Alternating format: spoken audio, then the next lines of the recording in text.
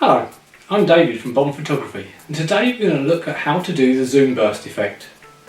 You can do this on any camera that's got a manual zoom on it. I'm using this Canon 5D Mark IV, but you could use anything. Okay, so let's get started. Lights are an ideal subject for this technique. However, other things such as buildings can be used. It does help to have a centre of focus that does not move. So the setup I've got here is the little duck with some lights on the table with the camera on a tripod. I wouldn't normally use a tripod if outside, normally it's handheld, but if you can balance it on something it would help, such as the picture of St Paul's Cathedral, which was balanced on the railing of the Tate Modern.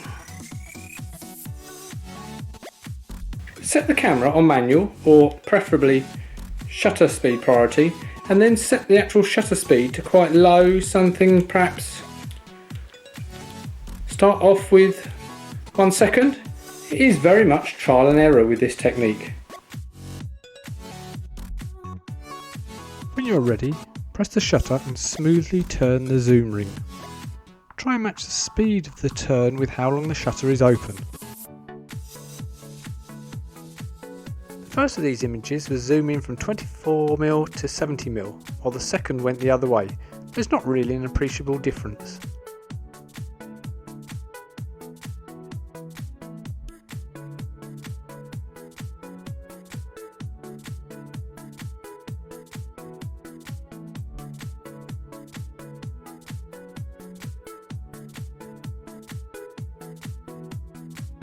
If you enjoyed this, why not watch the previous episodes? And don't forget to subscribe, as new content is put up weekly.